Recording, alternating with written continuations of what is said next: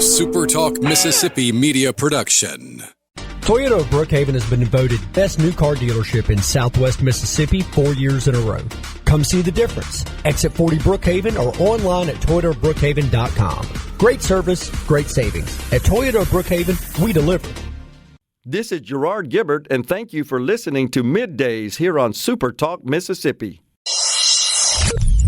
Get ready to go beyond the headlines and join a meaningful conversation with people from around the state. You're listening to Middays with Gerard Gibert here on SuperTalk Mississippi.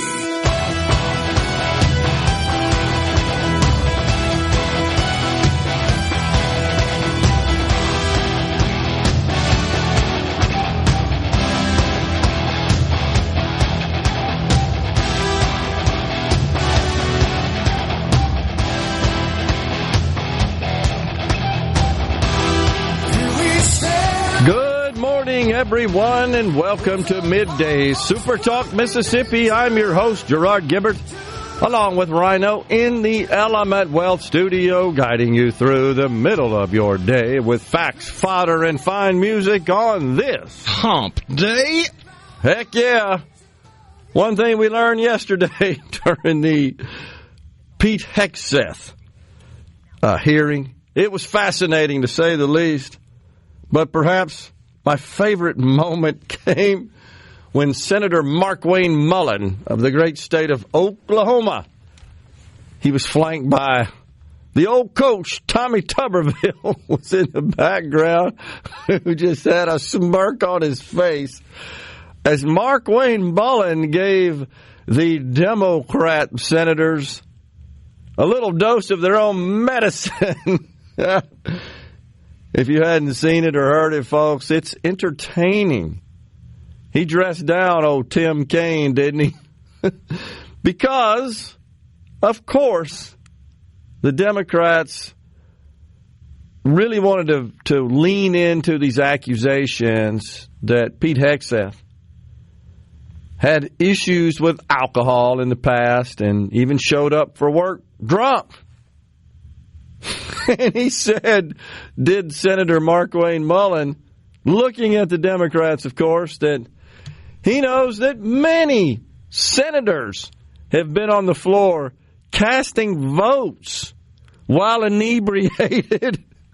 I thought it was great. And he was looking at somebody specifically, Rhino. We don't know who it was because the camera was... I wish I had the different camera angle because you could tell he was shooting lasers with his eyes into somebody. And then, of course, they brought up the accusations of marital infidelity. That's something that's been discussed with respect to Pete Hegseth's past behavior. And he once again... It's always rich when the Democrats try to be sanctimonious about that subject. He pointed out that there are many of his colleagues, and he was looking again at the group of Democrats. He could have been looking at somebody specifically that, of course, have been engaged in extramarital affairs. I think he even said that he knows for a fact when discovered, it resulted in divorce of senators. He also basically said that if that were a test, a standard for serving in the U.S. Senate and maybe even the Congress, we wouldn't have any if we had all these morality tests they're trying to apply. These in the legal world, folks, if you haven't ever seen that before, you'll have provisions in contracts, moral turpitude provisions is what they are called. Basically says you can't go out and act like a fool, and if you do, this contract can be terminated for cause. You breached the moral turpitude clause. You'll see that with performing artists sometimes, athletes is another big one. Coaches. So that's right, coaches, CEOs. Maybe most found, now that you mention it, in big-time coaches' contracts. You go out and act like an idiot, you embarrass the school in the case of a college level coach. It's one of the few outs that the colleges have in these ridiculously large coaching contracts. Totally true. And it basically says we can terminate for that cause, and we're not on the hook, by the way, for any future monies that would be due in the event of a separation or an early termination in the contract, the so-called buyouts that you hear about. It gets them off the hook.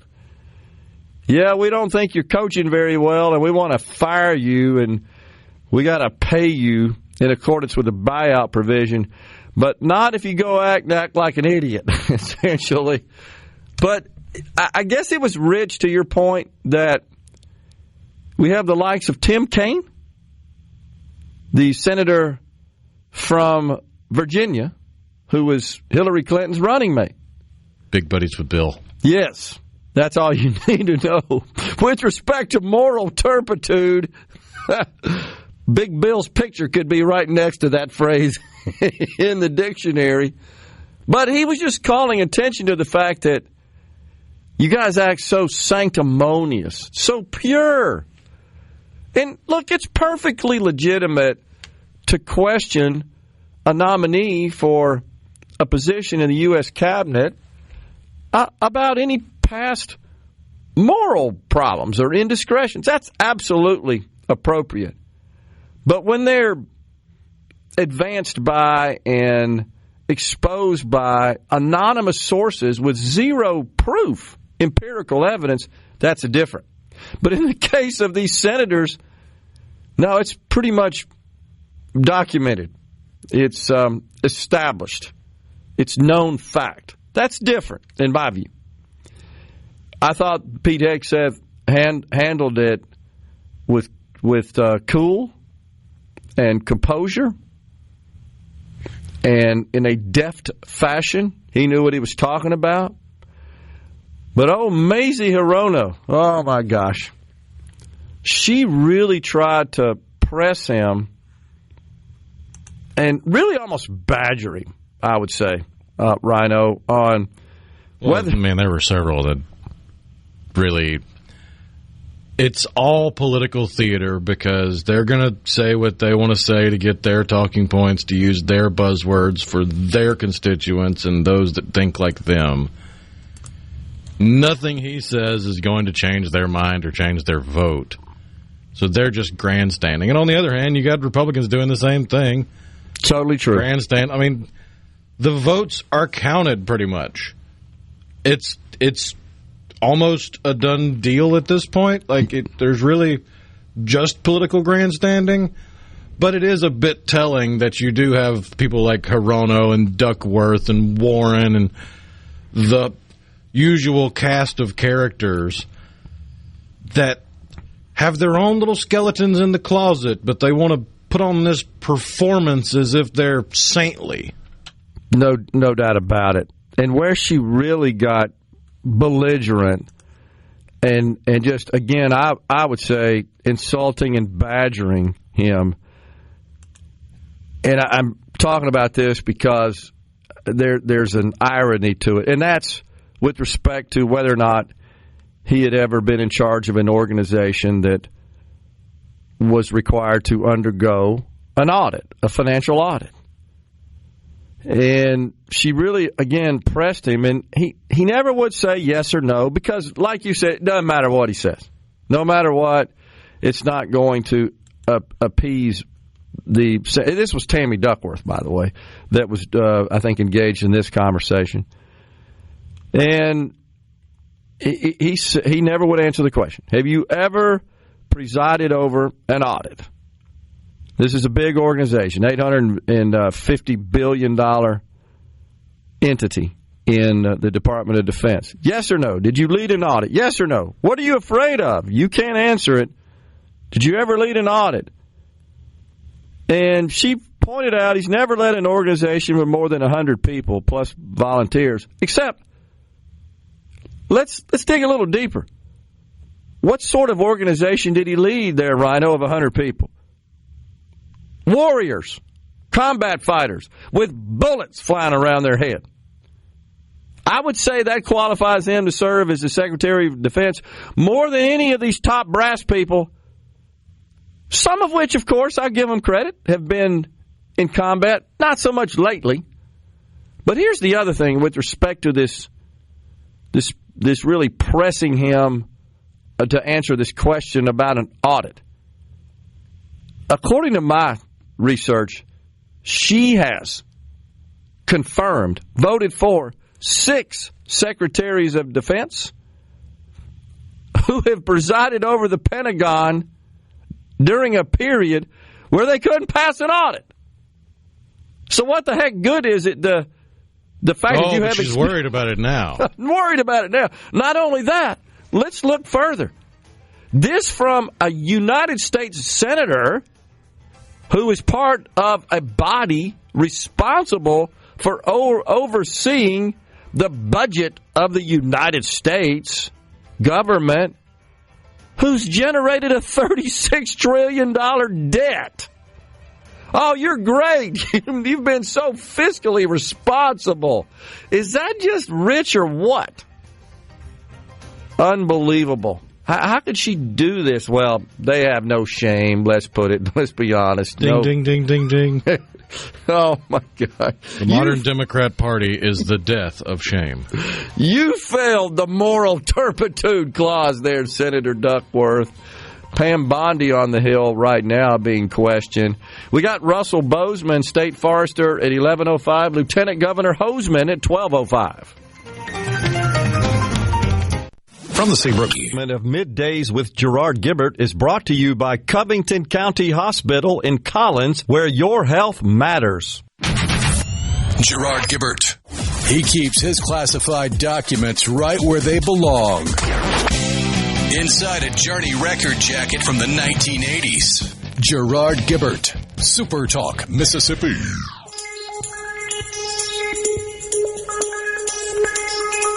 Welcome back, my friends, to the show that never ends. We're so glad you could attend. Come inside, come inside. There behind the glass stands a real blade of grass. Be careful as you pass. Move along, move along. Come inside, the show's about to start. Guaranteed to blow your head apart. Rest assured, you'll get your money's worth. British show, it happened all at the Oxy Show. We're back with you in the Element Well studio.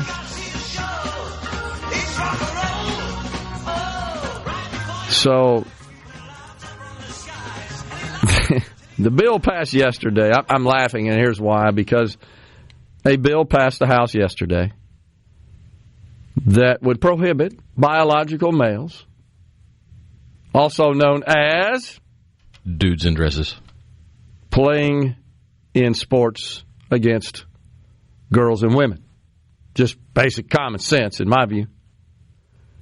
Well, what fascinated me, Rhino, was the headlines chosen by the various news organizations. And the common theme of the left-leaning headline, House passes bill to bar trans athletes from competing in sports. Nothing about protecting the girls, banning the trans athletes. It's a disgrace that dudes in dresses can't beat up on girls on the field or court of play. That's basically or the worse, way they're couching themselves in the locker room to them. That's exactly right. The protection of women. Part of the conversation that gets left out. I agree. The spaces, because if you've seen interviews with Riley Gaines and others that had that experience, they talked about how difficult that was. Of course it is. It's a 6'4" dude in a dress coming in, showing their package in a girl's locker room or bathroom or so-called safe space. You know why it gets left out of the conversation, right? Huh? Because the media is the one festering this conversation. Yeah. And the media is in the bag for the Democrats. No doubt. Because sane people, normal people, people that aren't intellectually captured by the morons of the Democratic Party look at that and go, hold up. Right. No, this is step too far. No. Unbelievable. So they just ignore it. The Protection of Women and Girls in Sports Act of 2025 would essentially, I mean, this is what the federal government can do, right? This is stuff that really needs to be handled at the state and local level. Mainly the state level, I would say. Would deny federal funding to any educational institution that permits biological males in female athletics. That's just common sense. You recall, candidate Donald Trump indicated his intention to enact such legislation. It's happening. It is going to the Senate, and then it'll be sent to his desk for signature. Makes sense. So the message is to those various educational institutions across the United States that allow biological males to essentially beat up, because that's what happens at the end of the day, on girls in sports. You're going to lose your federal money. Many of them, of course, rely considerably on the federal dollars, those federal dollars. So I think this is a good thing.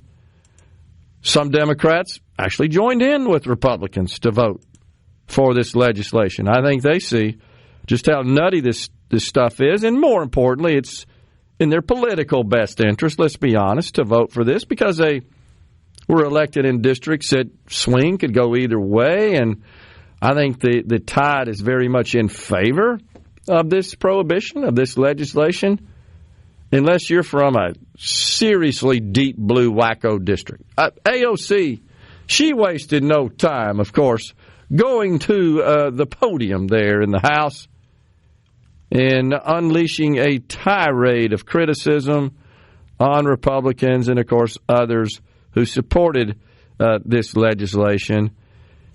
And she said some stuff, Rhino, I didn't quite understand, but she got into the abortion issue, tried to connect those two. And I guess this was related to abortion, but she basically said, I'm paraphrasing a little bit here, Republicans are okay if girls just bleed in the parking lot or something crazy like that. I'm sure that's got some connection to abortion. I don't have a clue how it connects to females only participating in female sports, because it is true that females do bleed when dudes in dresses get on the court or the field, right? We know that for a fact. There's evidence of that. That has happened. Such situations, the volleyball incident's the one that comes to mind, the most prevalent, where some burly, tall, strong dude in a dress, as you say, spikes the ball over the net, which my understanding is slightly lower for girls, right, in volleyball. And volleyball is a very common and popular girl sport. Spikes the ball, and it of course, impacts the head of the female competitor, girl on the other side of the net, knocks her out, unconscious, I think still has lingering issues from that concussion. Because that can happen, right? You can suffer a concussion that could have long-term health problems.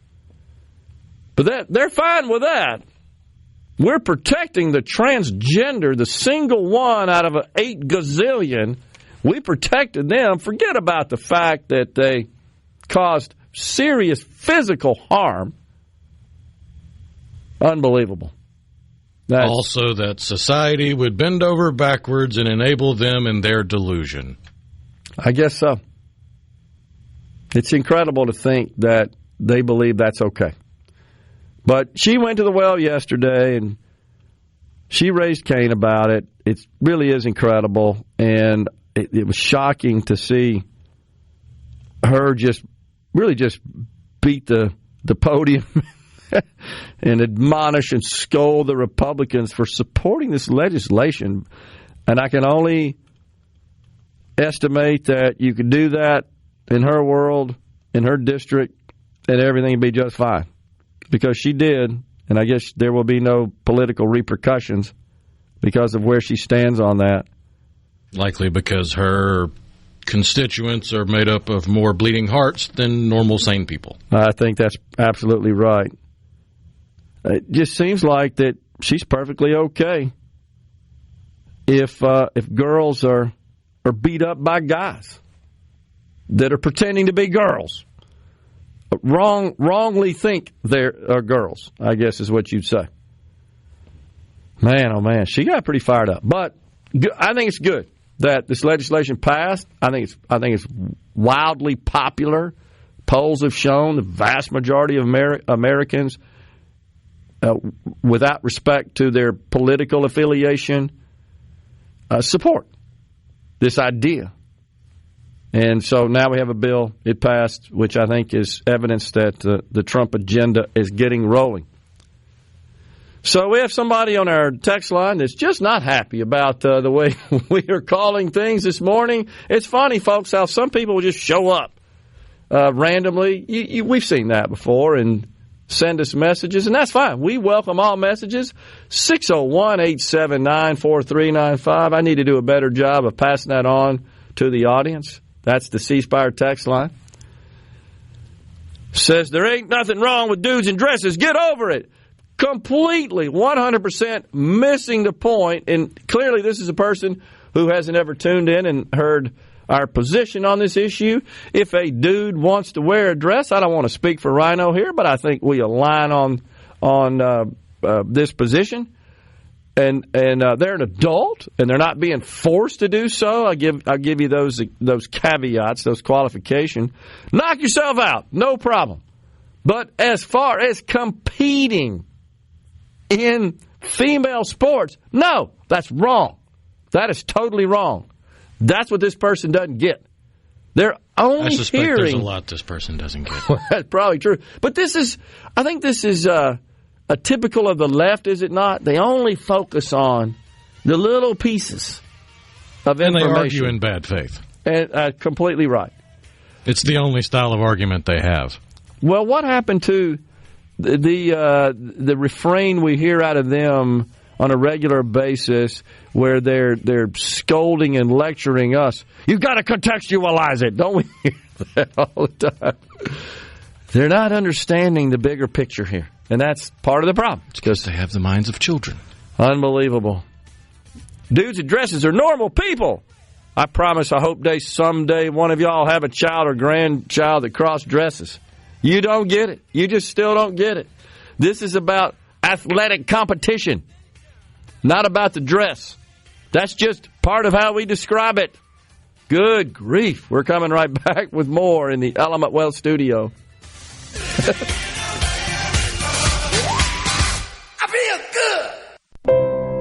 Covering the stories that matter most to Mississippians. Gerard Gibert. Middays with Gerard. SuperTalk Mississippi.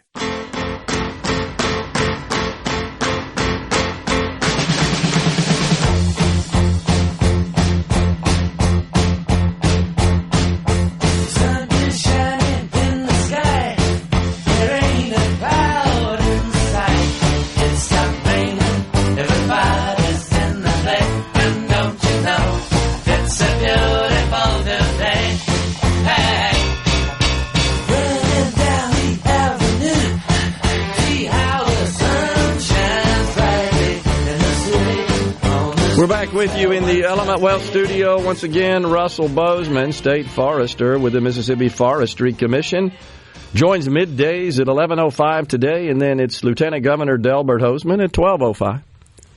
On the C Spire text line, we were talking about the grilling yesterday up there on the hill of Pete Hegseth. By the way, Rhino, I got the TV, of course, always on in the studio here, and it's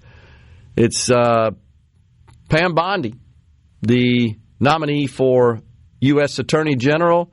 She is currently going through the gauntlet there. And guess who's questioning her? Our old friend Mazie Hirono, Democrat from Hawaii. I would argue that Pam Bondi has more intelligence in her little fingernail than does the senator from the great state of Hawaii. Honestly. Well, the senator certainly hasn't given any reason to doubt you. That's so true. Having confirmed 6 secretaries of defense who presided over the Pentagon in their role, which could not pass an audit. How much are they looking for up there? Like $800 billion of assets that they can't quite account for. Oh, that's great there. Did a great job there, Senator. I bet you like their stances on DEI and white rage in the military, though. Yeah, that's what we got to focus on. How'd that work out? I'm telling you, the tide is turning. It really is. People are waking up. They're seeing it. They're getting it. These fires in Los Angeles, as horrific as they are, is just disturbing as they are. Just to witness that. 10,000 structures gone. 25 people, I believe, right? The death toll to this point. Devastation. And it's looking more and more like all of this is man-made. And not the way the left would have you believe with man-made climate change. No, it's crazy people starting fires. They so desperately want to prove that it's climate change, though, in some twisted way, shape, or form, because it feeds their narrative and their feelings, as you like to say. Except for the historical fact that pretty much this area burned in the 60s and the same area burned in the 30s. Oh. It's not even that unprecedented. So long before we started talking about climate change, or that we thought climate change began to take its toll. Oh, yeah. According to the left. There are stories from newspapers about 100-mile-an-hour winds in the Santa Ana 100 years ago. Oh, well, of course. Sprinkled throughout the last 100 years easily. Yeah, I mean, the weather patterns that cause that, where you've got 2 different pressure systems that become tightly compressed and adjacent, and they create those wind gradients. I mean, that's no different than what we have here in the South when a cold front moves through, and you get the winds pick up in advance of that.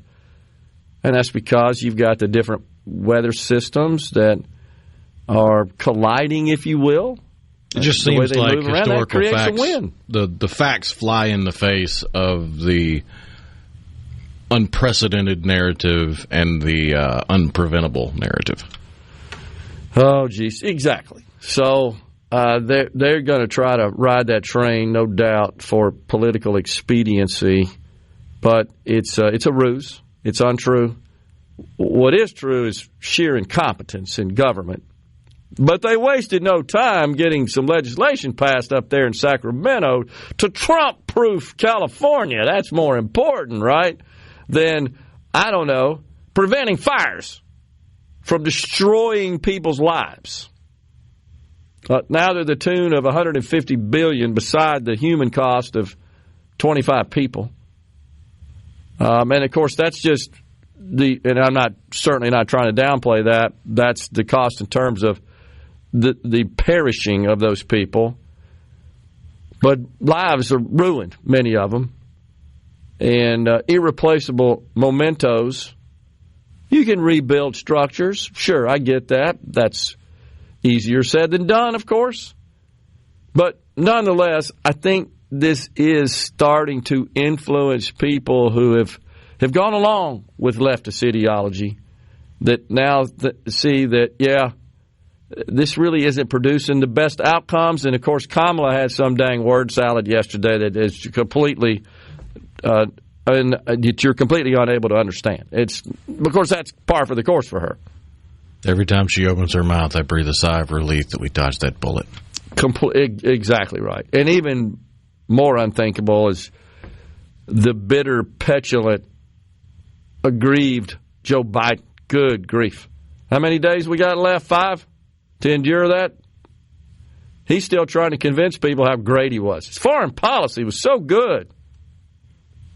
The economy, and we're turning over this very strong economy, and while it is true from the metrics that are typically applied to measuring economic performance,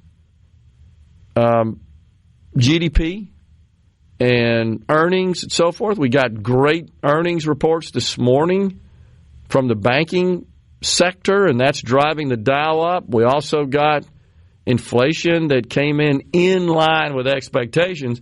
But let's be clear, we still got inflation. The price of stuff ain't going down. Still going up, but it's going up at the rate expected by the investment community.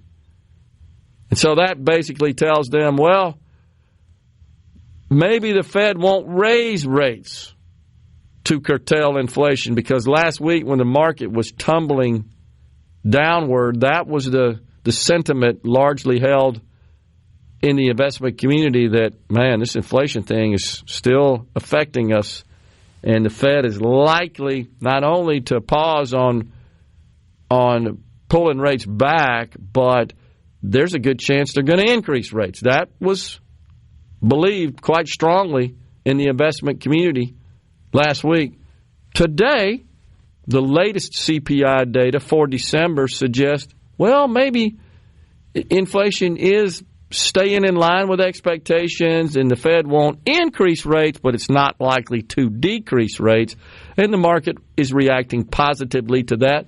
And by the same token, another result of that is the 10-year note. That's the Treasury security that drives mortgages, the cost of interest on credit cards, vehicles, any sort of major purchase like that. Today it's down a little bit. We've been reporting how it's been up and mortgage rates have been moving up. So today it is down a little bit. And that, I think, is due to this news on the inflation front. So that's where we are. It's at 4.67 today. Remember, it was bumping on 4.8, I think, Monday, and mortgage rates actually tipped over the 7% for a 30-year mortgage level. Went to 7.25, so maybe we'll see a little bit of a pullback. Mailman Clayton says, "Let he who is without sin cast the first stone." I hear you, Mailman, and I agree. But that does not mean that the senators here should not be focused on and understand the background and the character. Of course they should, of the people that they're considering. But when you just have hearsay, I think that's the problem here. And you're trying to make this hearsay a big deal. That's different than when you have irrefutable evidence. I mean, like in the case of Tim Kaine, right? That's like irrefutable, his marital indiscretions. There's no secret about that, and that's not hearsay. That's not innuendo. That's not just unproven accusations.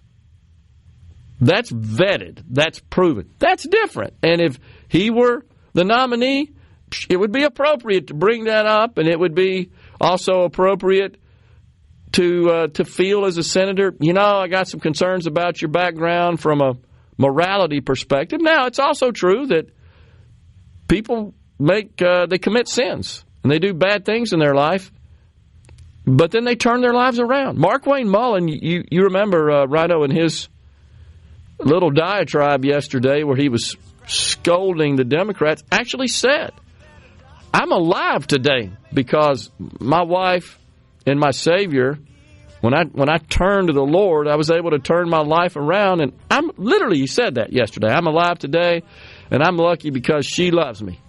But I'm far from perfect, but my spouse thinks I am." And that's all that matters. And that was obviously his approach to calling out the hypocrisy of the Democrats and their line of questioning and their focus on Hegseth, because it's an anonymous source that came forward with this information that's never been proven. This reminds me of Gorsuch. Remember all that stuff? All those people?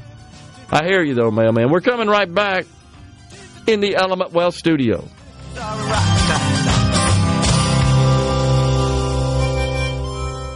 Waiting. Middays with Gerard. Good for America. Good for fans of justice and truth. Good for us. SuperTalk Mississippi. This is what we stand for.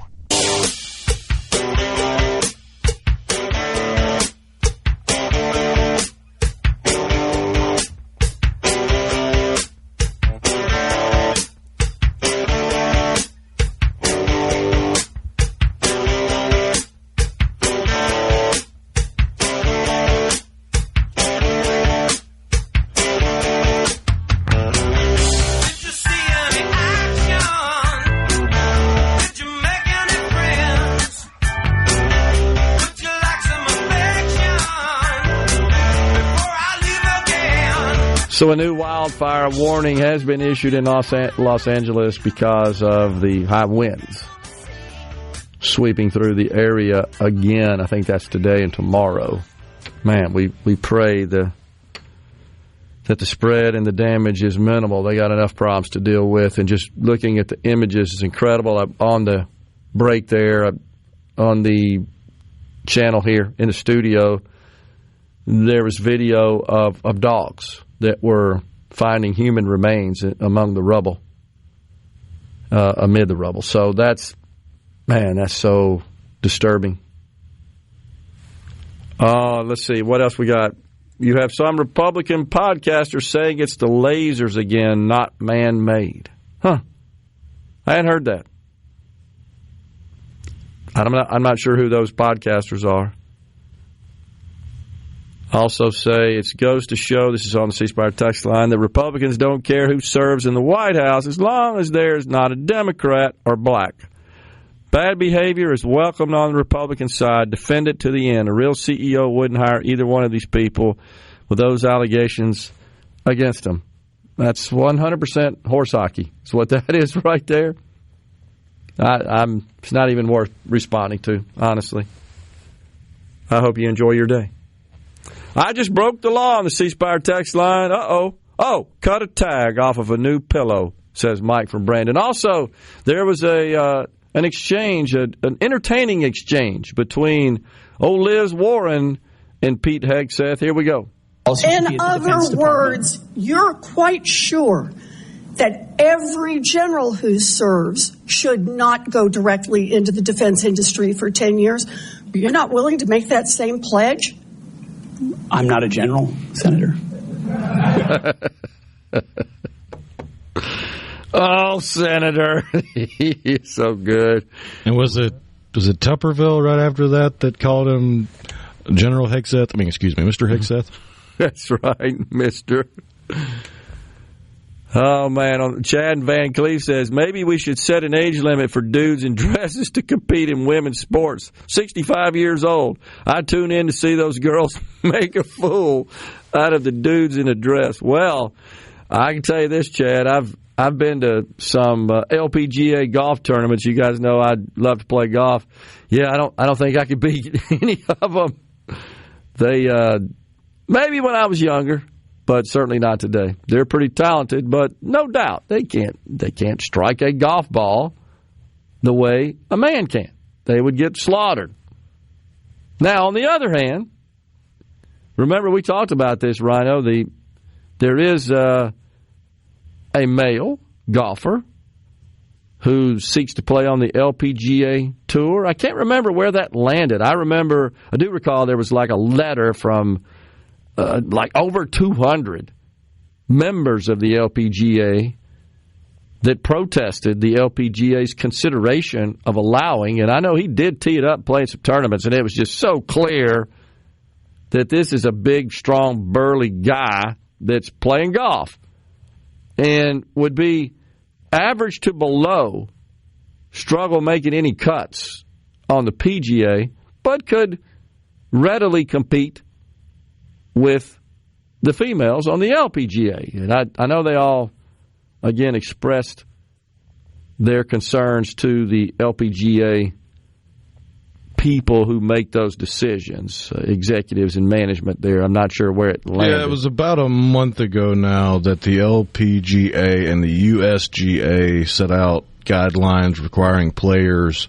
to be assigned female at birth or transition before male puberty in order to compete. And then there's another story a couple of days ago of the transgender golfer in question missed the qualifying for the U.S. Women's Open by one stroke.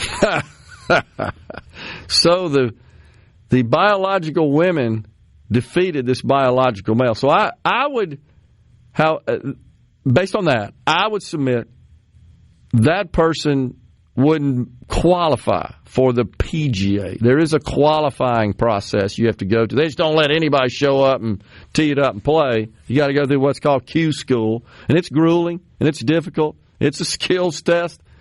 I know a lot of people that have tried that are very, very, very good and could not get through Q school. And the reason is because the small number of people on that tour, they're freaks, let's be honest. You're playing professional sports at that level, you're a physical freak. But this person couldn't make the U.S. Open, LPGA U.S. Open, and he's a male, which tells you they'd get slaughtered, never get through Q school, if they competed against others of the same biological sex. Unbelievable. It's time for Fox News and Super Talk News because it's top of the hour. Russell Bozeman, State Forester, is next. What your life can truly be. Shining star for you to see. What your life can truly be. Shining star for you to see. What your life can truly be. Middays with Gerard Gibert is brought to you by the Mississippi Business Journal. Visit msbusinessjournal.com. Scott Coopwood, publisher. And now, another hour of the talk that keeps Mississippi talking. Middays with Gerard Gibert. Begin your transition now. Now on Super Talk Mississippi.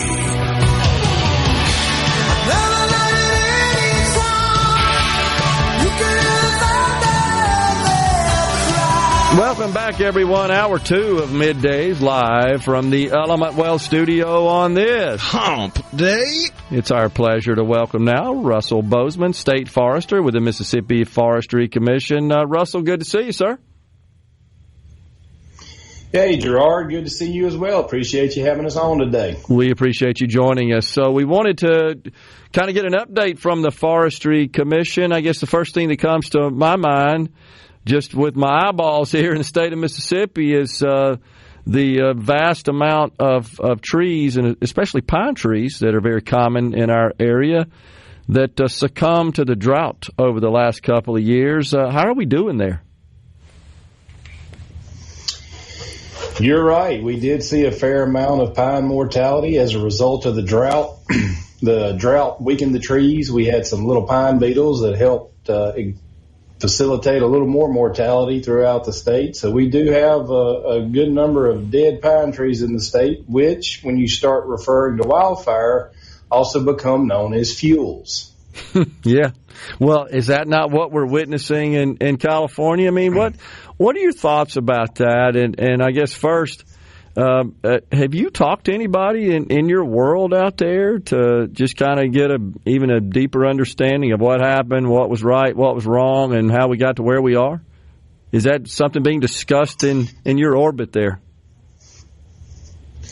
So all the conversations we've had with any of our partners that are engaged in Western Fire and what's happening in California have all been about, are there any help we can offer at this period of time? Sure, absolutely. And so it hasn't really been much in the, how can we do things better next time sort of Sure. Not yet. That is always a part of the conversation, especially once you get the fires contained and people's lives that have been disturbed, they start putting them back together, then we'll look at a lot of that stuff for that particular fire. But for the most part right now, we don't have any resources that are in California from Mississippi, or at least from the Mississippi Forestry Commission. Yeah. But we are willing to help should they need it. California or Western Fire in general, it's a very different ecosystem out there that we get to experience here.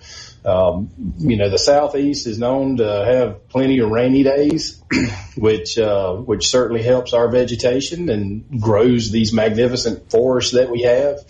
At the same time, though,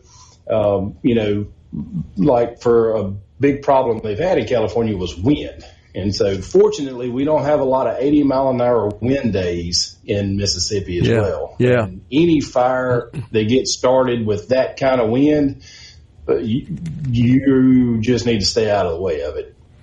So, Russell, what about all these reports and frankly, just what have ended up being a lot of criticism in the management or mismanagement of the forest in Southern California, with the brush, of course, on the forest floors that many just refer to as just kindling, waiting to be ignited. That and just not, I guess, applying best practices in forest management, deforestation, and the like. What about that as far as Mississippi? How do we address those issues and manage our forest? And how much are we at risk of something like that happening here? So in addition to the vegetation being a lot different, the terrain being a lot different, the climate being a lot different out west versus here in the south, land ownership is also a lot different here in the south, particularly in Mississippi. We've got 19.2 million acres of forest land in Mississippi. The vast majority of that, probably 70+% of it, is owned by non-industrial private forest landowners. So in Mississippi, it is private landowners that are owning those forests. Mississippi does have a very strong culture, both private landowners and public landowners, to use prescribed fire as a management tool to improve the forest conditions, to mitigate wildfire fuel buildup. It's great for wildlife. Most wildlife in the state love burning. And look, we have forests in this state that like fire so much, they won't even drop seed until they know a fire has been through the stand. So we have a lot of ecosystems in Mississippi that like fire. So Mississippi, when you look at the national average, Mississippi probably puts as much or more prescribed fire on the landscape to the tune of probably close to 500,000 acres a year than any other state. Interesting. All right, so the main takeaway I have there is there are key differences, a lot of key differences that are factors in the risk of fire, these wildfires in particular. And of course, you made a point at the top of our discussion about the winds, which are obviously just exacerbating the situation significantly that we don't typically experience here in Mississippi. So that is correct. If you remember back to the Gatlinburg fire, wind was the biggest problem there. It was blowing those embers from mountaintop to mountaintop. Yeah. And it's hard to get in front of a fire and get it contained when it's jumping that far. Yeah, absolutely. I mean, it appears that when you have something of this scale and scope, that it's virtually impossible to have enough firefighting resources and assets to combat this, that the key is preventing this from happening. Is that kind of the way you guys see that? Yes, sir. When it comes to wildfire, there's two main parts to it. There's wildfire prevention and wildfire suppression. The prevention side of things, in our opinion, is just important as the suppression side of things, particularly when you start getting into what we refer to as the wildland-urban interface, where you have homes, businesses, structures that are right next to wildland areas, the forested land areas. It is very important to, in fact, we even have a program called FireWise to help landowners and structure owners have some idea on how to make their facilities or homes as resistant to wildfire as they can long before the wildfire ever approaches the home. Okay. So with respect, going back to the severe drought we experienced, I believe that was the late summer of 23, right? We had a couple of month period where we had very high temperatures, no rainfall, and man, you could see the vegetation just really checking out on us, and pine trees are prevalent all over the place. Is that kind of manifested the way it was expected? I felt like that we would have seen a lot more negative consequences of that than we have. I know it's still a bad thing, and I see dead timber all over the place, just in my area in central Mississippi. What's happening there? What are we doing, and what do we need to be doing? So when it comes to the forest, pine trees, hardwood trees, etc., when they experience an event that causes them stress, it's not like a bush in your yard or grass in your yard. They take oftentimes years to show the full effect of what that stress did to that plant. I mean, a tree can take a significant stress event and take 10 years to die sometimes. So when we had the drought and then we started seeing the mortality as a result of the drought and that following spring, The folks that were calling us asking us, what does this mean? I mean, we told them then, you won't see the full effects of the drought for probably 3 to 5 years past the drought. And that's if you don't have another drought in the meantime. Trees are, they're long rotation things. Foresters have to plan 15, 20, 30, 50 years in advance when it comes to managing that forest. So what we do on the ground today or what the trees experience today may take a long time before it actually fully shows the effect. So we have a lot of good foresters in the state. We have a lot of programs and information in the state to help landowners make as informed a decision as they can based on what we know of what we may expect and how we can mitigate any potential damages. Okay. I will say, on average, Mississippi has between 20 and 30,000 acres of wildfire every year. Last year, as a result of that drought, we ended up with about 51,000 acres of wildfire that my agency responded to last year. So we're not unfamiliar with wildfire in Mississippi. We are fortunate. We don't have the wildfires that they do see out west that grow to hundreds of thousands of acres. Again, ownership, ecosystem, climate's a lot different. That's part of it too. But we also are fortunate to have a very robust and forest-centric economy and culture in Mississippi. We love trees in the South, and Mississippi's no exception. So we've got good managers, and we've been doing a good job here in Mississippi for a lot of years. Well, that's good to hear. We appreciate that because they're valuable assets to our state. And I agree. We like our trees, and I'm one of them. So it's a beautiful landscape that we are blessed to live in. Russell, really appreciate you joining us. Thanks a lot, man. Yes, sir. Russell Bozeman, the state forester with the Mississippi Forestry Commission, has been our guest. We're stepping aside for a break. Coming right back in the Element Wealth studio.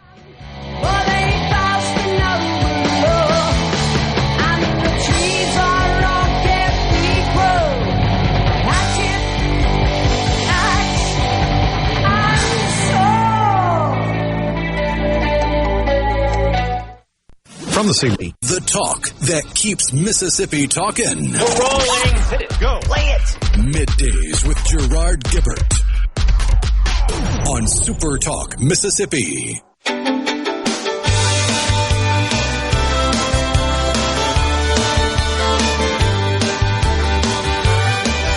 If you want to drive a big limousine, I'll buy the longest one you've ever seen.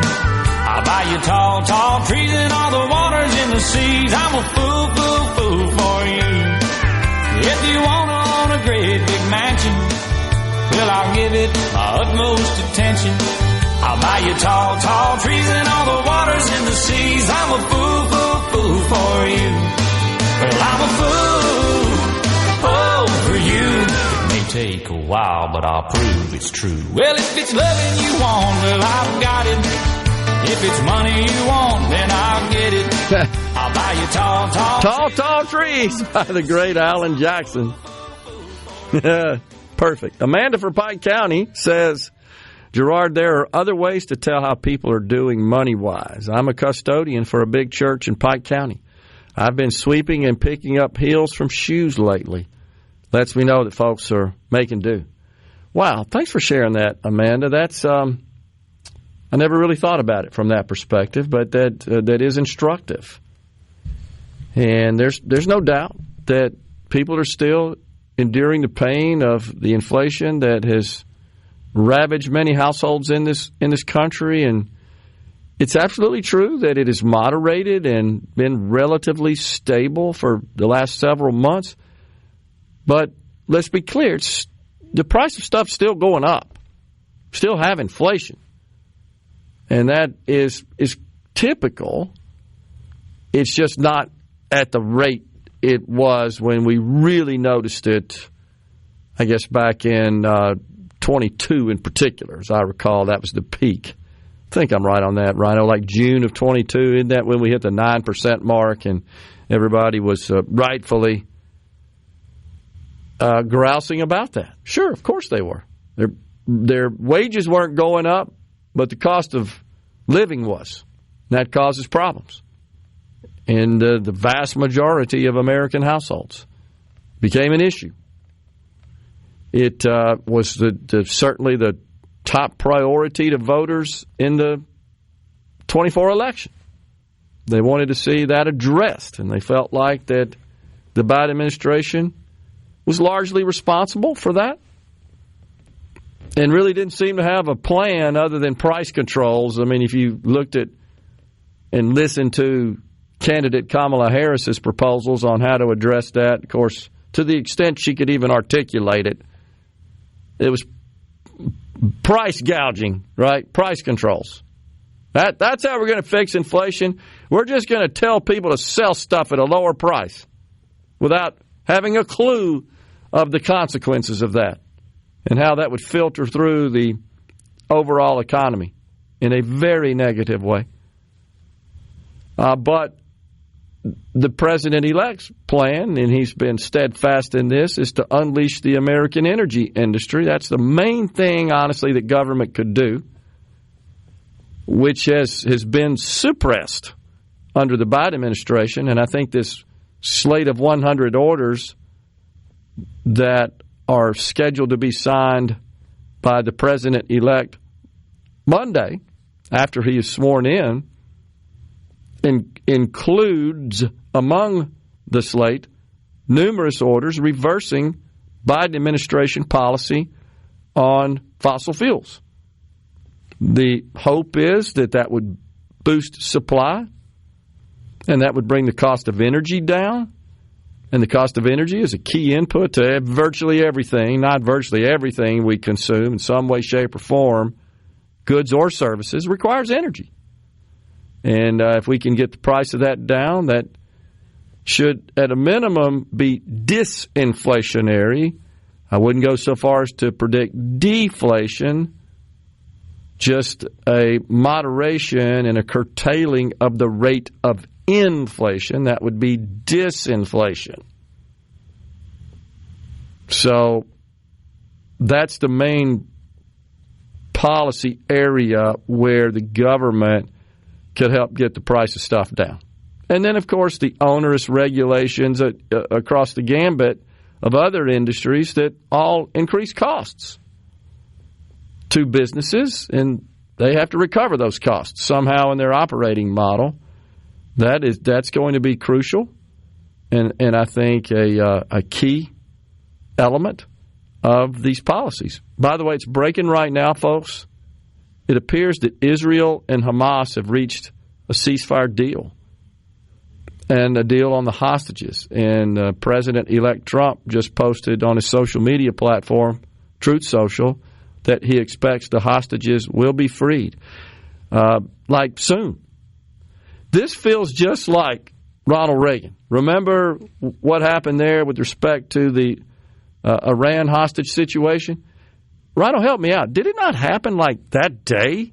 I wasn't around, but I've seen video of the day of he was being sworn in as the President of the United States, and it was split screen with hostages leaving the building, being loaded up, headed home. That's what I thought. Well, I was around, and I recall seeing that, witnessing that. We were astonished because that had dominated the news, the hostage situation, and it was. It made you angry as an American that Americans could be taken in as hostages, civilians, taken in as hostages by this radical Islamist group, parading them around like trophies with that goofy Ayatollah, that old smug look on his face. I can still see it, man. And you know, that's what gave rise to ultimately round-the-clock news. We were starving for more information about that situation. All we got is the little bit of national news from the three main networks, national networks. And that gave rise to the old Nightline with Ted Koppel, ABC, a whole nother hour of, national and world events. I remember being in college, watching that, because I was, just as a college kid, as an American, I was just so mad about that situation. Just like this situation. It makes you mad. It's especially maddening when it's innocent civilians. I wonder if this statement from Trump, I think it was, a week ago now, had anything to do with the breaking news. If those hostages aren't back, I don't want to hurt your negotiation. If they're not back by the time I get into office, all hell will break out in the Middle East. Completely agree with that. And that just seems so simple, doesn't it? I'm the commander-in-chief of the most powerful military on the face of the earth. And we have innocent civilians, including Americans, that are being held hostage in Gaza. Now's the time to flex your muscle. Something the goofy current president won't do. He's worried about his legacy. He's worried about convincing people, I really was a good president. Unbelievable. No, I do think that's the case. But again, that just seems so simple. So simple. And it's another situation where you're simply putting America first and our interests first. I don't understand why everybody in Washington doesn't get that. What's up with these Democrats that have an issue, have an objection to American exceptionalism? It all got started with Barack Obama. I think you could trace it to that. Would you agree? It feels like it. The old apology tour right off the bat. Build that. All that crap. Yeah. But here we are. So Ronnie in Summit says Iran was 444 days. Monday will be 471 days. I think that would be from October 7th, right? Yep. 23. Thank you for that, Ronnie. Was the time frame? Yeah, here's Mailman, pardon me. The time frame about the same, 15 months. Yeah, that's what we just reported. Appreciate that, Mailman. And thanks for Ronnie for doing the math for us. They knew Ronald Reagan was not playing with them, just like Donald Trump is not playing with them. But Joe will get the credit for it. I hope not. I don't think so. I really do. I think Joe Biden will not be remembered fondly by history. Heck, I don't think he'll be remembered next week, honestly. We won't be talking about him. He's been in the background for a couple of months now, except he also doesn't have the benefit of another 30, 40 years post-presidency to rehab his image like Carter did. Yeah.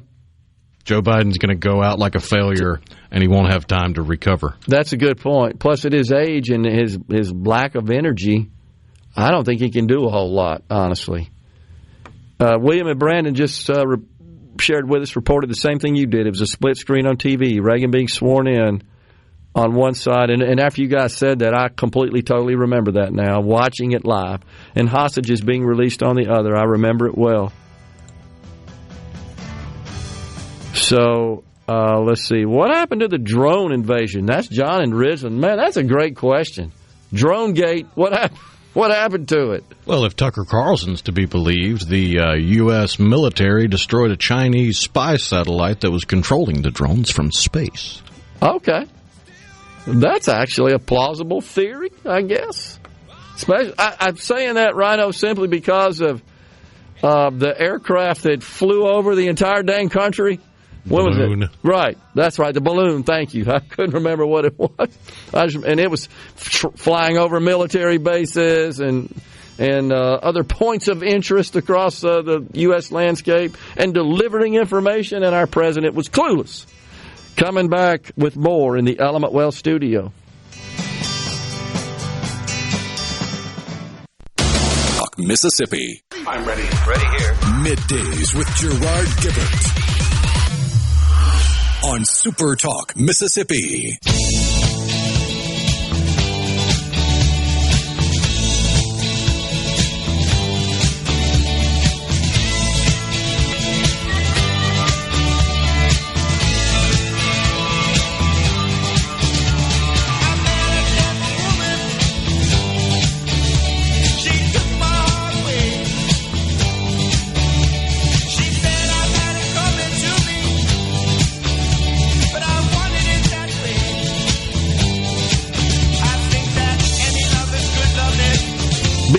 The video is really good at that, by the way.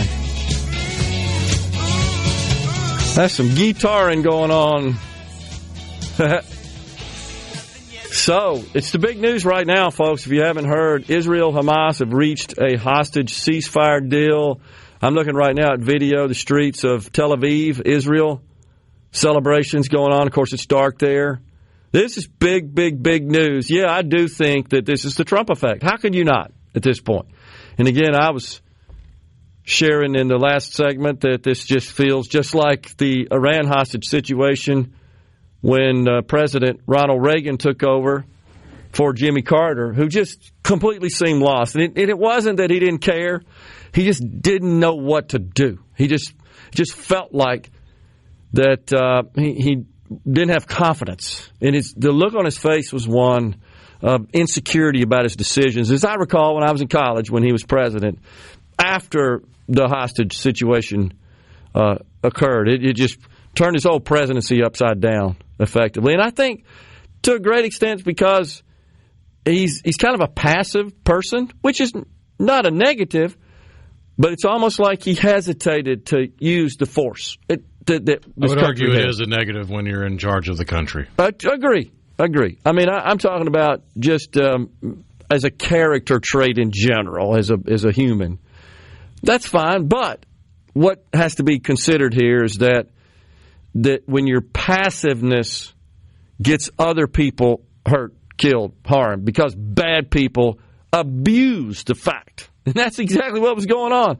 Oh, we can do this. This Carter guy's not going to do squat. I think it's the same thing with Biden, right? Yep. And now we got a guy that says, all hell's breaking loose if you don't let those hostages free. And I think they said, okay, because let's be honest, despite all the flaws that we have discussed with respect to our military, still is the most powerful fighting machine on the planet. And it could wipe those people out in those areas in a matter of minutes. And I think we had the sophistication and the technology today with our armaments, our war assets. I know this is always controversial to hit them where it would hurt the most and essentially cripple their ability to do anything, including retaliate. Now, as you know, the problem is they like to store their military assets in like hospitals and, right? Schools. Yeah, schools, anything like that. Oh, the Americans are killing civilians. And, of course, our friends in the libertarian persuasion in our country, and I don't want to argue or be confrontational with them. I respect and have many of them who are friends. I just disagree with them to some extent. They would tell you, no, that's interventionist and we shouldn't do that. And I guess and they would also say that the only reason, you've seen this, Rhino, that these people were taken hostage, including Americans, or that people who are radicalized, like the terrorist that ran over a bunch of people in New Orleans, killed them in Bourbon Street. Oh, it's because we're invading their lands. That's what they'll tell you. Or we have some occupancy. I don't believe that. I don't think that had squat to do with juvenile interpretation of geopolitics. Okay. This fool that decided to turn... It's exceedingly naive. To turn a passenger truck into a weapon and murder people because of America's presence in some faraway country that's already rooted in radical Islamist ideology. No, I'm not buying that. I'm sorry. I just don't accept that. And I do think it is appropriate here to threaten military force to fix this problem. It is causing problems not only for the region, certainly for the nation of Israel, but for the inhabitants of Gaza and the whole dang world. It's just a constant powder keg. It's a menace. It's also why we got to work overtime to unleash the American energy industry so that we don't rely, nor does the world rely, on oil that is produced in that region. As much as I want to see us get to a point where we're producing as much oil in this country as we consume on a daily basis, we got a long way to go there. However, if we get the long arm and the boot of the government out of the way, I do think we can get there. We have the reserves. You know that. We have the technology to get it out of the ground. And maybe if we would send a message that, hey, look, we understand we got to the industry. We got to have fossil fuels for a long time. We're not nearly close to getting to a point where we can exist without them. Maybe, just maybe, they'd see fit to build a refinery. So we're not having to ship the grade of oil that we produce here, pull out of the ground here, overseas for final refining into consumable fuels. That's when we would achieve true, totally bordered energy independence, if you will. Right now, you know this, the ships are crossing. They send the oil over here, we refine. We send it over there, and they refine because the refineries are set up to refine different grades of oil. And the grade that we're mostly extracting now, the light sweet crude, we're having to send overseas to refine. It's actually cheaper to do that, believe it or not. In some cases, even the grade of oil that we can refine in this country, because we have limited refineries and there's a shipping cost associated with getting oil from the East Coast and the West Coast down to Houston, where those refineries can handle that grade of oil. We end up sending it overseas. And that's working. It's been working for decades, by the way. But it's still risky because the region is a powder keg. And it wouldn't take much to destroy the refining capacity in the region there. The nations are small. There are no bodies of water that separate them. There are no strong militaries that the more friendly nations, such as Saudi Arabia, where there are lots of refining capacity, that the world relies on. So that's getting into the weeds a little bit about restoring energy dominance is the terminology now that Republicans are using, including the president, energy dominance. And that just means, and by the way, we now are the number one producer of crude oil in the world. Hasn't always been the case. I think about 8-10 years or so when the lines crossed, we are presently. But we could increase that dramatically by getting the dang government out of the way. And I think we're going to see that next Monday. So we still have a person on our text line that doesn't seem to agree with our positions, and that's fine. It's the same person. I see that. We don't have to send troops to Israel. Trump can just quit holding the Israeli military back like Biden has been doing. There's some truth to that. I think there's been some back office dealings with respect to Biden and Israel. And to that point, the Israeli military is quite good, very strong. Might, in fact, have the most powerful, sophisticated Air Force in the world, some would argue. Now, they use our military assets, but they're also modified somewhat for their purpose. And they in fairness, all of our allies get modified air platforms when they buy from us. Nobody gets the same thing. That's true. But certainly for a nation of its size, they have an outsized, disproportionate military. We're the only military. ones with F-22s. That's right. We sell the F-35s. I don't think we're ever going to sell the F-22s. I think that's true. And right now, of course, that's a key part of any sort of a defensive strategy.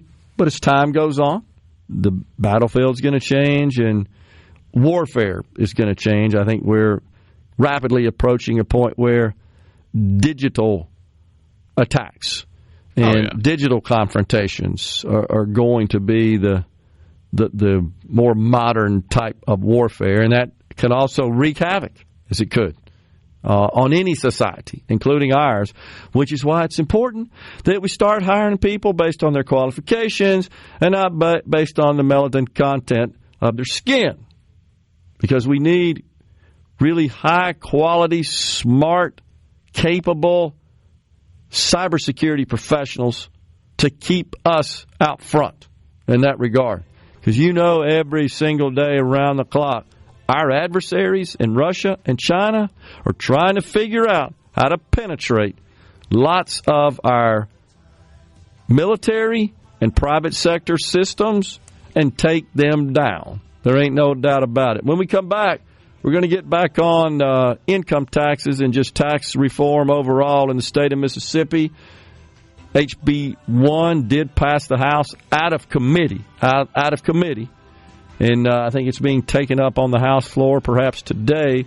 We've got Lieutenant Governor Delbert Hosemann coming in at 12:05. We'll ask him what he thinks about this legislation and a lot of other issues as well. Stay with us.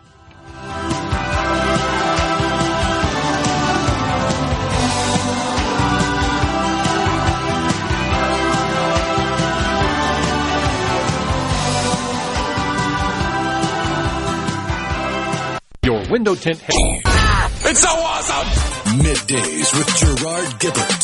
Come on, let's get on with the show! On SuperTalk Mississippi.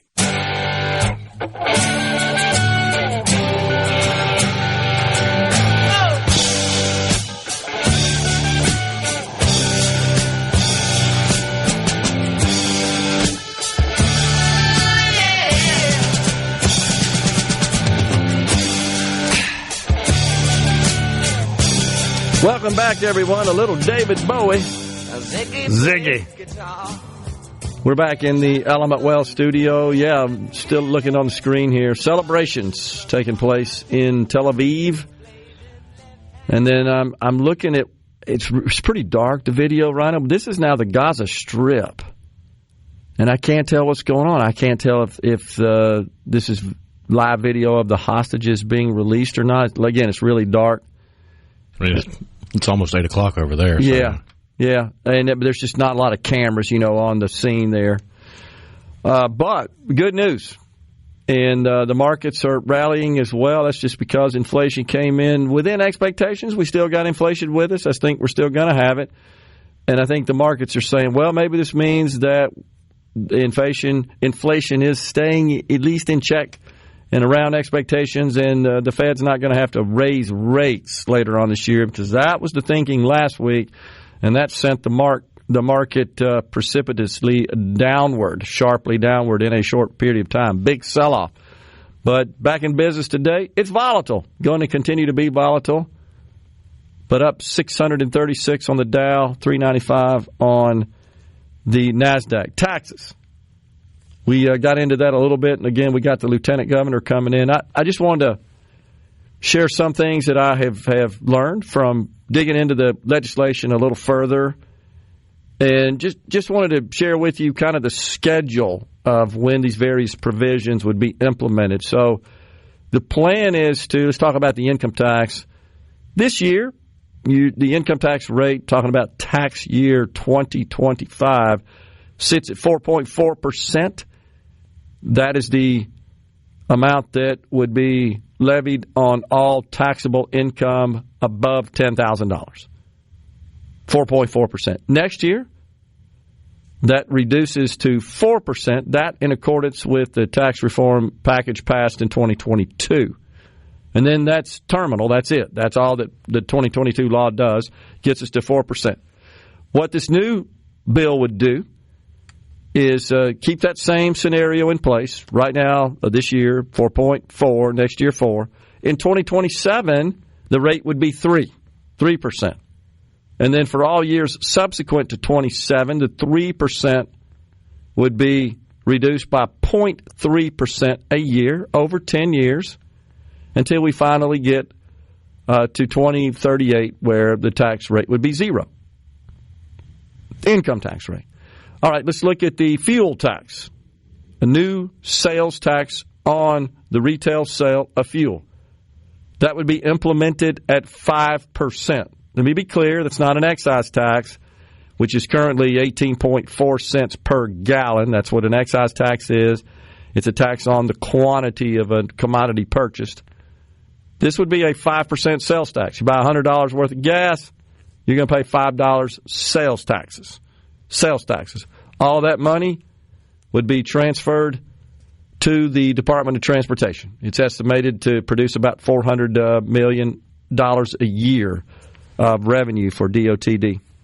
That goes into effect July 1, 2026. And then there's the 1.5% local county sales tax that's levied on everything that's presently subject to the 7% sales taxes. As Rhino and I talked about yesterday, if you caught us, there are a lot of things in the state of Mississippi that are not subject to the full 7%. vehicles is probably the most common example that people are familiar with. So the plan is to add that 1.5% on top of the 7% to put us at 8.5% on all those goods and services presently subject to the 7%. Let's talk about groceries. And by the way, I did a little further digging on that. You know, we were talking yesterday what would qualify for the lower sales tax on groceries that this bill would implement. And right, the way it's worded is anything that's presently eligible for SNAP benefits. So that's what this bill would do is if it can be bought with SNAP cards, then it's subject to the lower sales tax rate applied to groceries. The plan is to bring that down to 4.5% effective next July 1, 2026. But of course, because those items presently are taxed at 7%, the 1.5% local option would apply. So the bottom line is July 1, 2026, your fuel costs are going to rise by 5% of the purchase price. Groceries would go from those eligible for the lower rate from 7% to 6%. That's the new 4.5 plus the 1.5 local option. And then that 4.5 state portion would be phased down to 2.5 at the rate of 0.2% a year for 10 years. I know it gets complicated. Those are the main provisions, and you'd have to do the math to see I got this much coming in, this much going out. Here's the net effect to me. We're stepping aside for Fox News, SuperTalk News, Lieutenant Governor Delbert Hosemann next.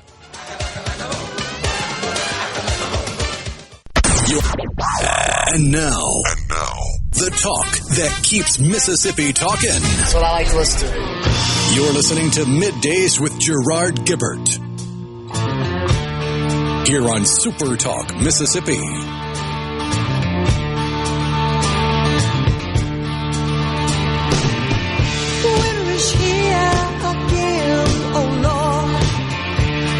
Welcome back, everyone. It is Middays. It's time for Hour 3, the afternoon portion of the program now. On this Hump Day, we're pleased to welcome now the Lieutenant Governor of the great state of Mississippi, Lieutenant Governor Delbert Hosemann. Governor, good to see you, sir. Thanks for coming in. Good to see you, Gerard. How have you been today? I've been fantastic. So, full disclosure, I know I've shared this on the air before, but the Lieutenant Governor and I have had a working relationship going back to 1985. It's been a long time. I know, and I've been going down in compensation, and you've been making money. I don't know how we did that. I don't know about that. You did really, really well, and I'm real proud of you. Well, I appreciate that, Governor. Thank you. But thanks for coming in. So we're already off to the races down at the Capitol. We are, and we had meetings today with the MML, and then probably the best thing that happened today, we had our prayer breakfast for me and the Speaker and members of the legislature down at First Baptist Church.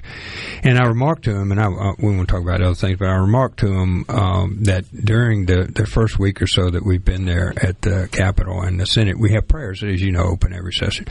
And we have had Pentecostals, Presbyterians, Baptists, a real Irish priest. I was actually born in Ireland. And each one of them have prayed, male, female, black, white. I mean, we've had just a mixture of people that prayed, and how important that was to the state that we start that process with a prayer, and how people feel the power of prayer, and all of these. There's a number of different ministers and pastors there, how they feel the power of prayer, and how really our government tree is rooted in Christianity. Yeah. Sure. And when we start with that, it pretty much gives you strong roots, and the continued prayer furnishes those roots with the water and nutrients it needs to keep the tree strong. So it was just interesting and very, very positive and a good start. We certainly need all the blessings from above and right, and the good fortunes and the inspiration and wisdom guidance. and guidance big time, because you guys got a big job to do. We do, and it's very complicated. You see some of it coming. We're addressing things like infrastructure, retirement plans, income, grocery, how people eat, education. You just go down. There's a plethora of different things that go on. And in the midst of all this, Gerard, I don't know if you've even started talking about this yet, but we're having an agriculture just a horrible event, critical event in agriculture. I'm meeting with planters and met with Mike McCormick and others, and I met with Delta different farmers all over, and most of them, a lot of them are not getting furnished. They're not getting any money to plant. Now, I want everybody in Mississippi, people aren't talking about this, but they need to be. The number one economic benefit we got in Mississippi, part of our economy, is agriculture. And it's over an $8 billion business. 17% of all the people in Mississippi work in agriculture in some form or fashion. And the price of soybeans is $9.75 and the input's $12. So you're real smart. You wouldn't make that investment. You wouldn't have bought that business. So I'm just telling you that is occurring, and banks and these credit unions and others are not furnishing our planters and our farmers to plant. And so that is going to have a significant impact on Mississippi. And you may think, well, you live in Jackson or Gulfport, this doesn't affect me, but it does. It'll affect all the economics of the state and everything else if people are not able to plant. And the harvest last year, every one of them I've talked to, Gerard, they had the best soybean crop they've ever had. They had the best cotton crop they ever had, and they lost money on it. And there's grain in the elevators up there. The more I dive into this, the more I become very concerned about that and how it would affect our economy. We're talking about taking taxes and doing these other things that we're going to talk about here in a minute. But that's really important. And so we started today. We're going to have emergency hearings on the status of agriculture in the state. Met with my chairman today and vice chairman today. I've got two really good ones, Neil Whaley and Andy Berry, who actually is in the Cattlemen's Association. Mm-hmm. So we're going to start looking at what can the state do to start getting organized. Are we going to retool? What's going to happen with fallow land if it's not planted? What happens to equipment dealers and all these other people? So I think we're able to see this coming, and I want to set a course that we can encourage everybody to have an economic life that's a farmer.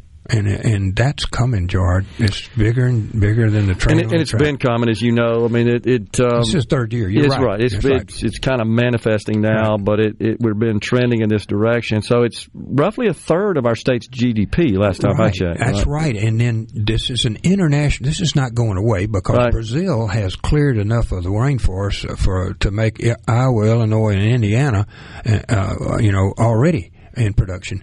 And the Chinese are building their railroad track to Peru to ship it directly. And all of this stuff is happening. It is not going away.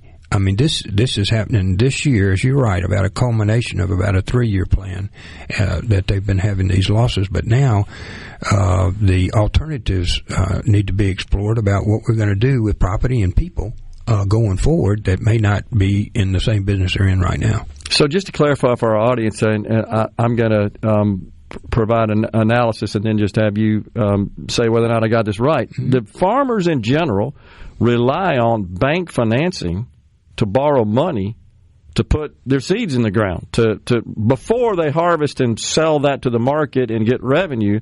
Those are typically short-term loans, but in general they rely on the cash, the capital from the banking industry. And I'm assuming the banks are looking at their financial condition and they don't feel too good about extending those loans, which means they can't go out and actually plant their crops.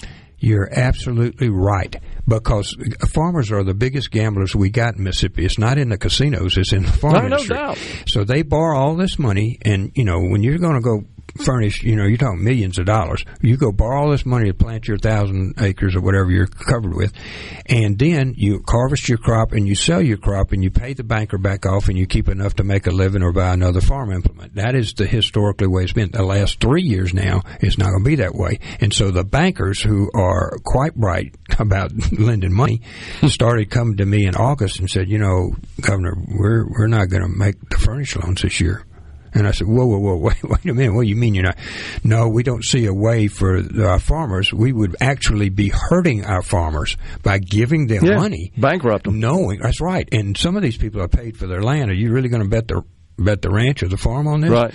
So we're not going to give them the opportunity to get firmer than a whole bunch because we've always done it that way. So, yeah, I mean, I anticipate this is a critical shortage. Mike McCormick in Farm Bureau and Trent Kelly particularly and Cindy Hyde-Smith and Roger, they got a $10 billion emergency relief bill through, and it's limited to about $250,000 to a farmer, which is a lot of money, but not when you're furnishing like we're talking about millions of dollars. Right. So they did a great job, but that is a stopgap. That is not a solution.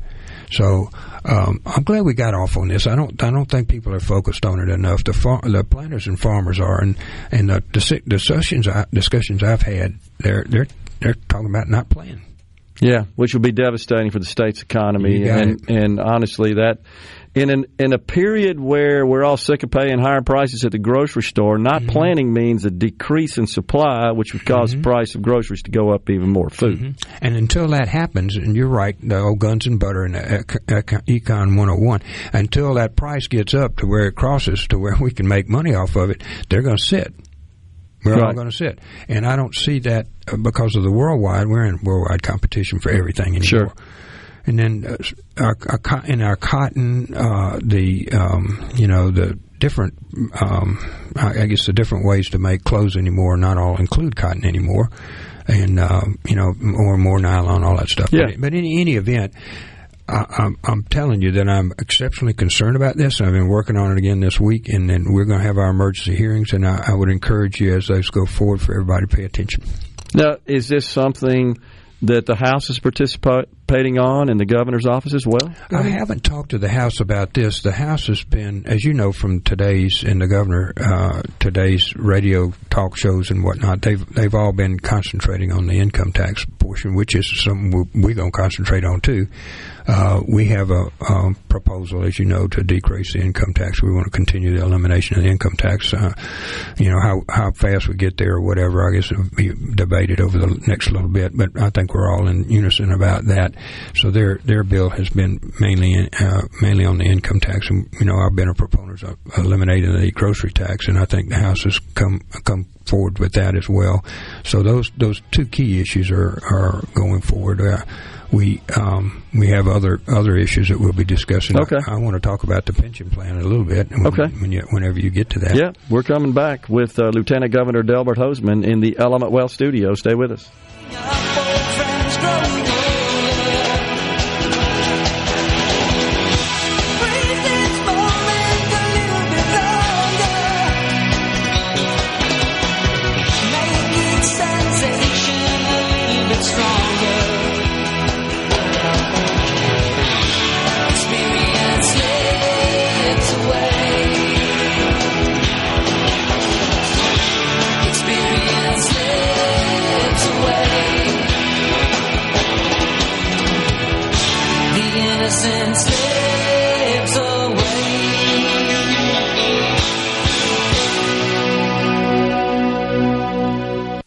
The Citizens Bank. Check it out. Let's do this. The talk that keeps Mississippi talking. Middays with Gerard Gibert. Let's get on with it. On SuperTalk Mississippi.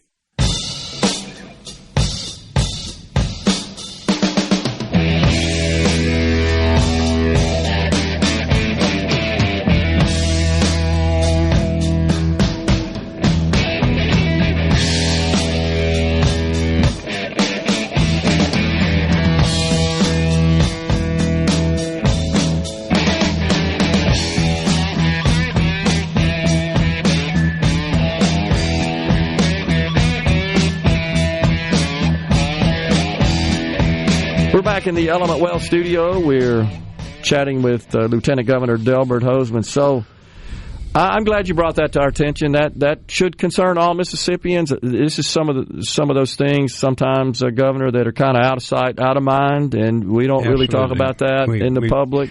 All of us have grown up watching the cotton grow, the soybeans grow, and or hunting on the land, and all that other.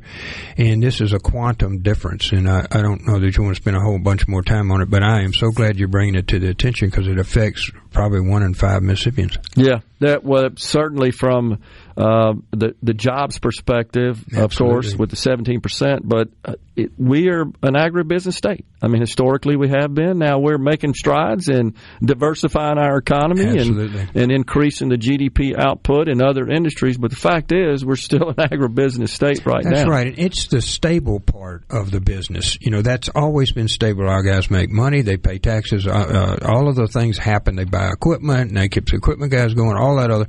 That's always been a stable while we've gone to Amazon and so many other things, battery plants and aluminum plants and stuff we're building all over Mississippi. All good, and the governor's done a great job. But in that source, we've always had this base over here. This base revenue. We can count on our agriculture people. Well, they are facing some real worldwide challenges. Yeah. Yeah, it's not a volatile industry like some others are, and it can be relied upon. It's a good point. You mentioned in the last segment you'd like to see us continue to work on elimination of the income tax. Now, saying that at the highest level, of course, is good. But when you dig into the details of how exactly to achieve is where we start the controversy. I think it's fair to say, or at minimum the debate. Right? So, I think it's debate side on the debate side. We, historically. Up until this point, we have, under prior administration, under Governor Reeves, they eliminated the franchise tax over 10 years, and we're still paying for that. We got a couple more years of that. Then, under our administration, we started eliminating the 5% and raising this, that, and the other, and bringing it down at 0.3, 0.4 of a point every year, 4%. And that's been remarkably successful. Yeah. It has produced additional dollars that we're now able to continue to cut the income tax and address the grocery tax, which I think is we're too high on that. We don't need to be the highest in any one bracket, but we probably need to have income sources, more than one income source. Yeah. So we've gradually built it, and it's been, the state's in the best financial conditions it's ever been in the history.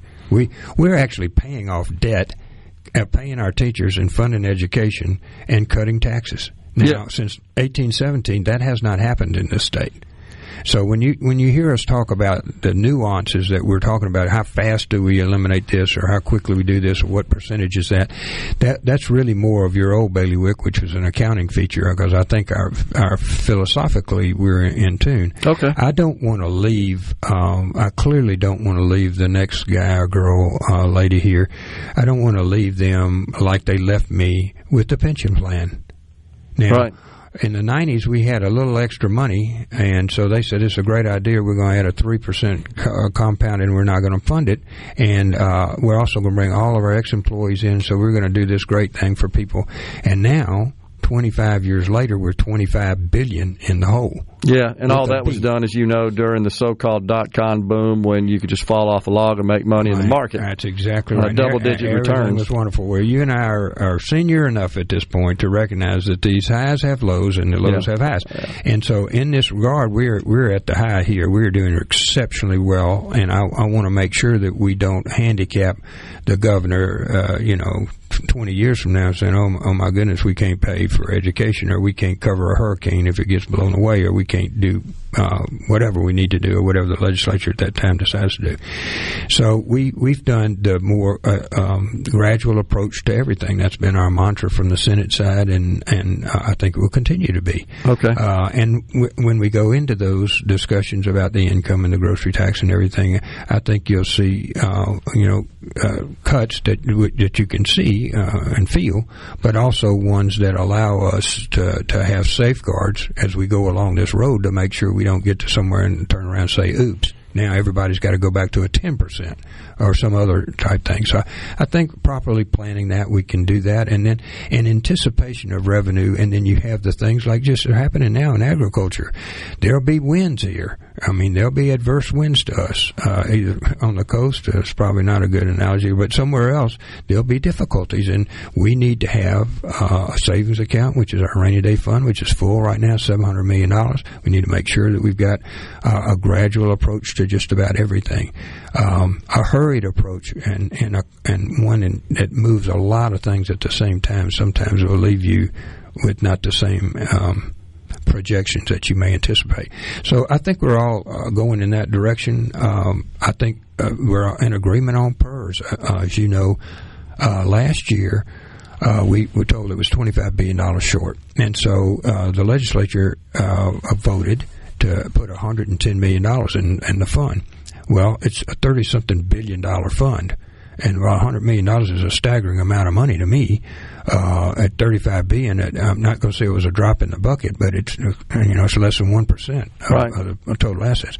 So we started a process. We hired an actuary at the legislative budget office. We require the legislature to require them to hire 2 actuaries. They already had an actuary, so all the 4 actuaries and us from the Senate side and Bill Benson and Kelly from the trustee side all got together, and we have come up with a plan that I thought that was adopted like 9-1 by the trustees over there at PERS.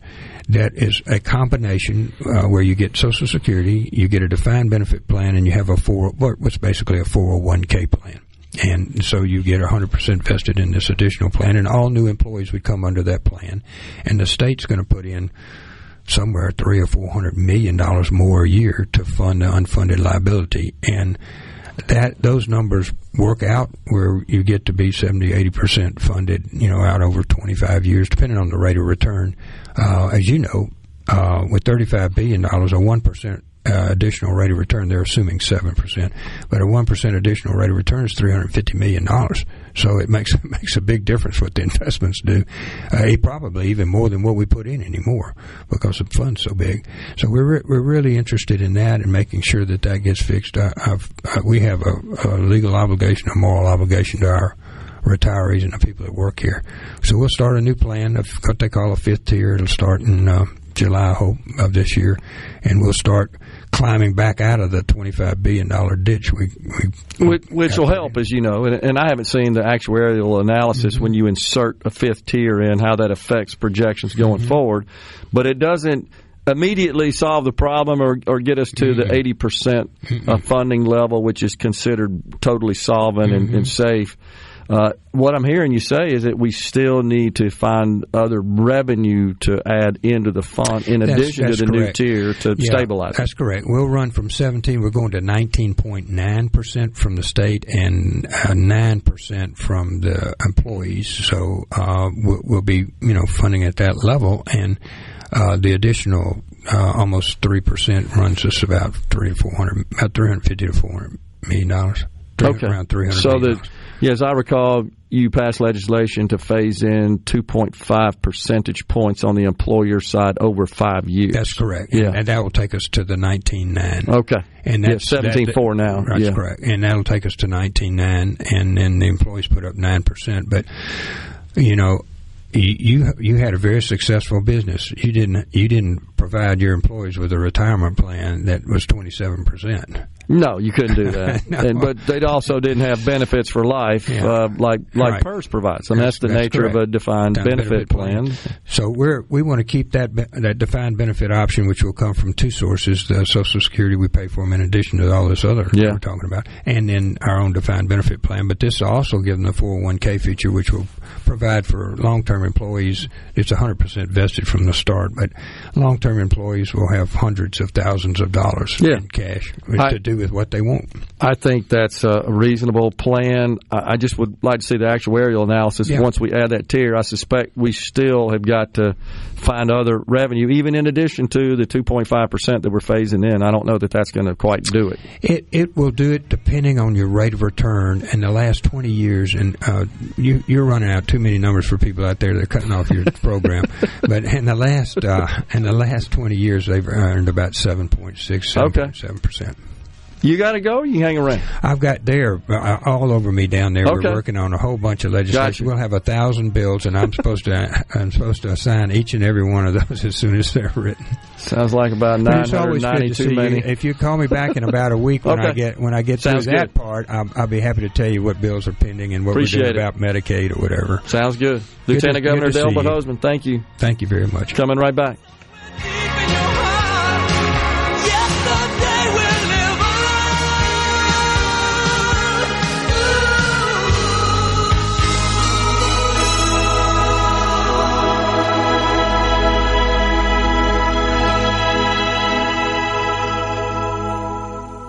From the Seabrook. Okay, is everybody ready? I'm ready. Ready here. Middays with Gerard Gibert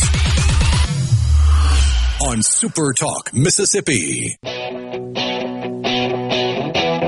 Josie's on a vacation far away. Come around and talk it over. So many things that I wanna say. You know I like my girls a little bit older. I just wanna use your love tonight. I don't wanna lose your love tonight. I ain't got many friends left to talk to. No answer up when I'm in trouble. You know I don't understand. Back with you in the Element Wealth studio. We are grateful to Lieutenant Governor Delbert Hosemann for joining us in the studio, talking about the legislative agenda.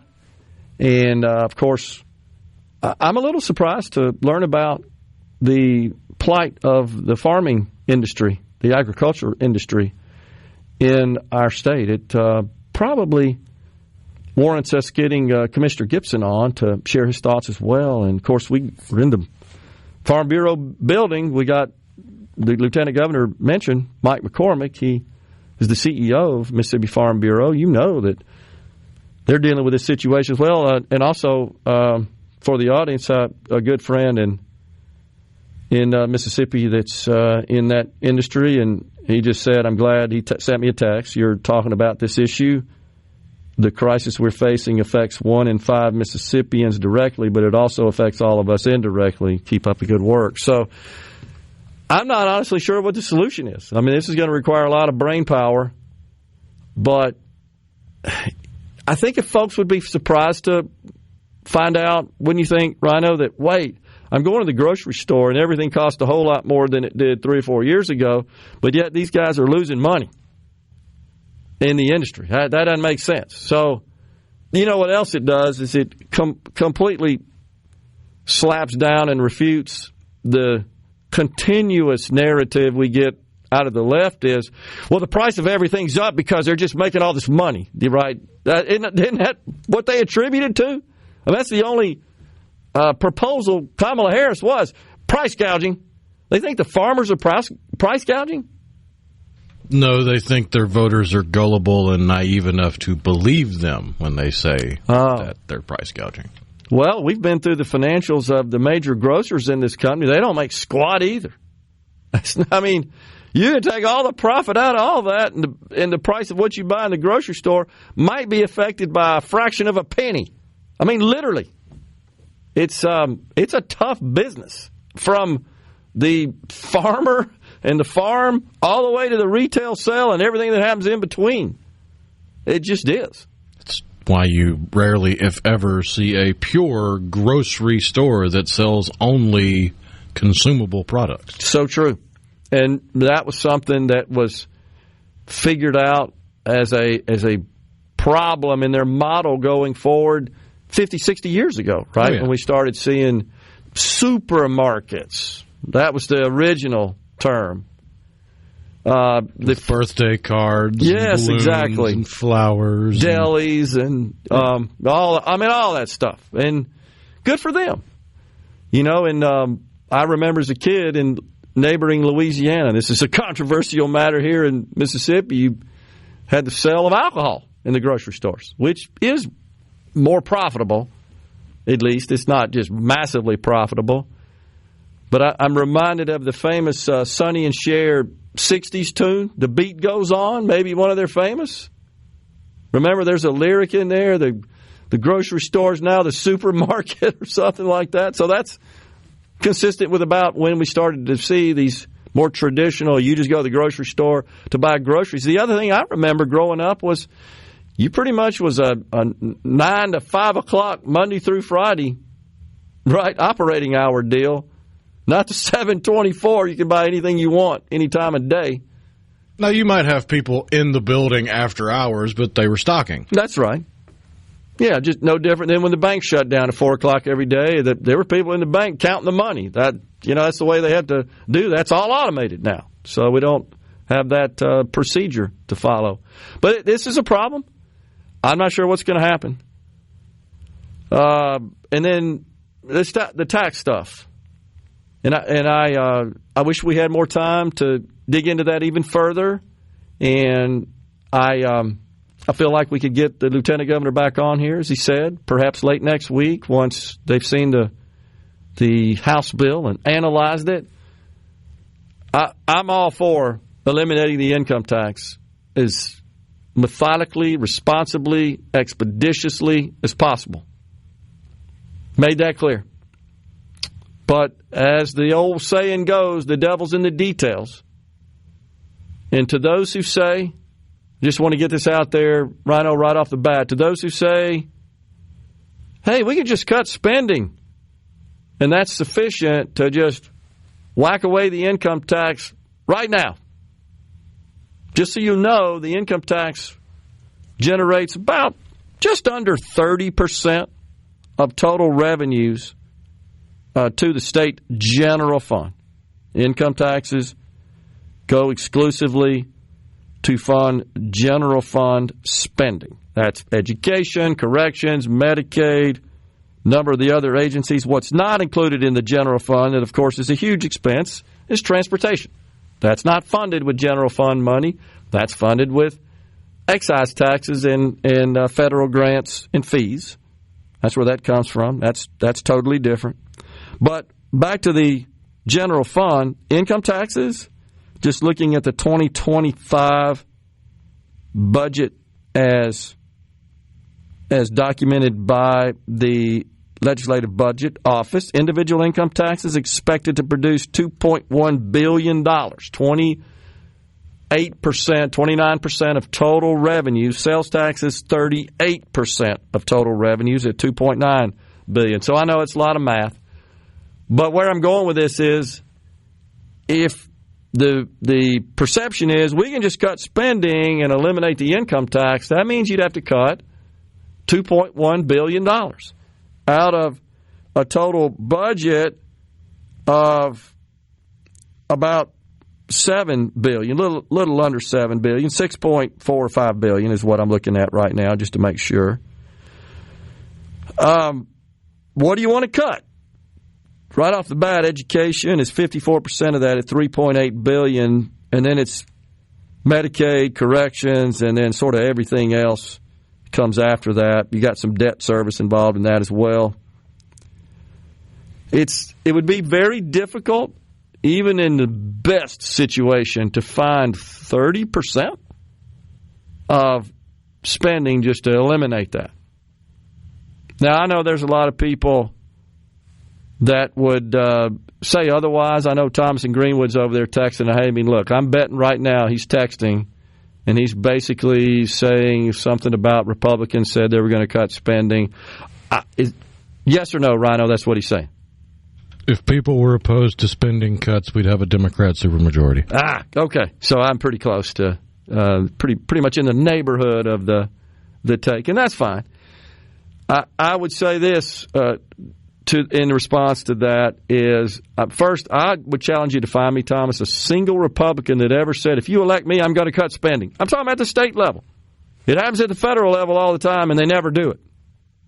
They don't actually say that. They say, we got to get this spending under control. And then the next thing you know, they sign off on a continuing resolution that raises spending. Nuts. So I'm all for it. I'm all for rooting out. Now, the state auditor hired a third party, right, and invested in an analysis from a third party that specializes in reviewing state government spending and identifying wasteful, unnecessary spending, and then reporting that. I think that report identified, we went through that a couple of days ago, $300 million is the figure that comes to mind, Rhino. So even if 100% of that's possible, which usually it's not, you got to sort of read between the lines when you're paying consultants to do that sort of stuff. Even if that's not, if 100% is tenable, that is still 15%. 15% of the income tax revenue. So where's the other $1.8 billion going to come from? After we've eliminated everything this third party said you could, where's the other $1.8 billion come from? Then that's not to suggest that there are not opportunities to root out unnecessary spending. Of course there are. But a third party who we paid a lot of money to says, yep, $300 million. Well, that ain't enough to cut the income tax day one. So that's why the proposal is we're going to shift from generating revenue from income taxes in our state at the state level to generating revenue from consumption taxes. That is widely held as the most efficient way to fund government in conservative circles, has been for quite some time. To a great extent, it's because you're not taxing work, that you're not taxing production. Totally agree with that concept as well. But it also tends to be regressive, meaning that right now, the more you make, the more you pay with respect to income taxes, regardless of what you spend your money on. Whereas if you're spending everything you make, you're going to pay taxes on that, even though from an income tax perspective at the lower levels, you don't pay any income taxes. You don't get to the scale where taxes are applicable. Coming right back with final segment. Stay with us. Well, we ran a couple. It's so awesome! Middays with Gerard Gibert. Come on, let's get on with the show! On SuperTalk Mississippi.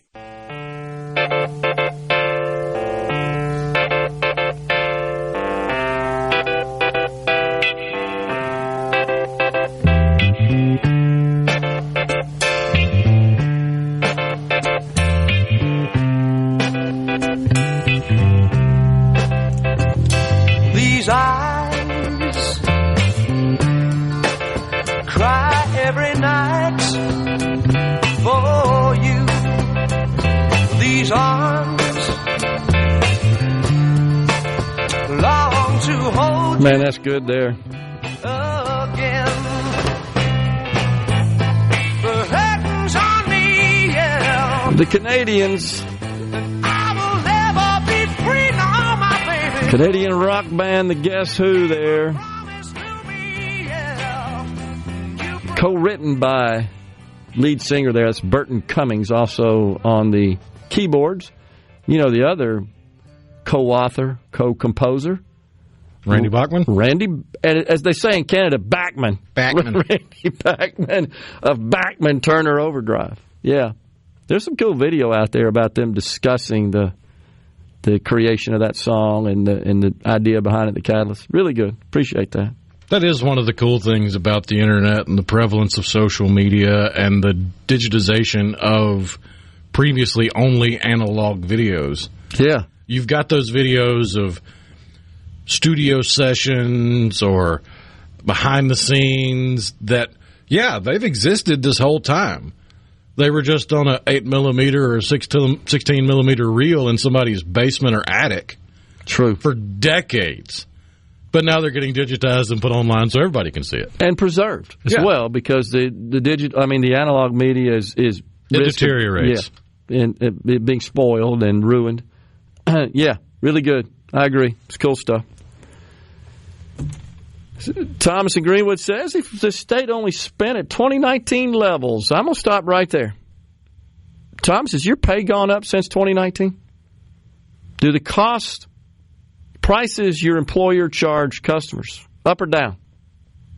Anybody that worked with you whose pay's gone down? That's just impractical. It's illogical. Why 2019? Let's just go back to 1922. Heck yeah, and we'd all just empty the Treasury, and we don't need that $2.3 billion reserve we have, and let's just liquidate the PERS fund while we're at it. Just split it all up. Just force them to all go back to 1950s pay. It's not practical. It's just not. You know that, by the way. Tell the teachers, sorry, you got to go back to 2019 pay. Okay. Tell all of the contractors that service the state of Mississippi in various ways, you got to charge 2019 prices. You get no bidders. You think you got bad roads now? Imagine what they'd be like if nobody was willing to sell road construction to the state. That's what would happen. John from Crystal Springs, I saw the Guess Who years ago at a bar in the Jackson area. Wow, that's cool. I think I saw them at Balloon Fest in Greenwood. Of course, these were my drinking days, says Richard from Rankin County. There are some who would say cut everything but education, put all money in education.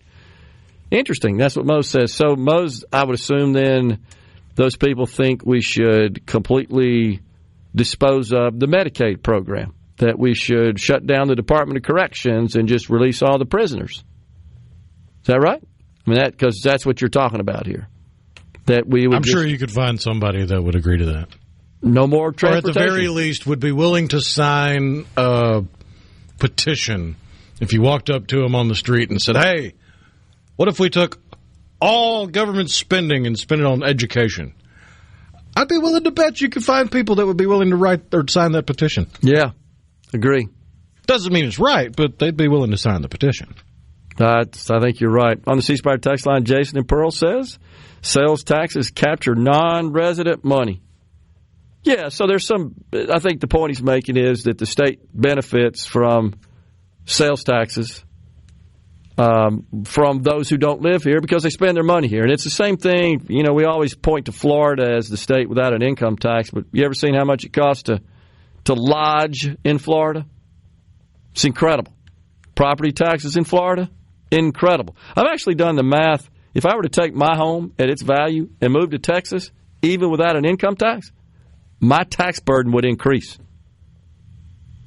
because the property taxes are outrageous, way more than income taxes are in the state of Mississippi, in my situation. But and everybody's got their own. I get that. I'm just pointing out that, and that's the main takeaway here, government is going to get its money from somewhere. It's a matter of just pick your poison. I happen to think that consumption taxes are more efficient than income taxes, and I'd love to see us convert totally to that situation. But there are some people who say, I don't pay income taxes now. My sales taxes and consumption taxes increase. Well, that's a net tax increase to me. That's where this gets difficult. And then the timing of this, and I'm going to go through this some more tomorrow, may not be exactly as you understand it as far as how these tax provisions get implemented over time. We're out of here today, back with you tomorrow. Until then, stay safe and God bless everyone.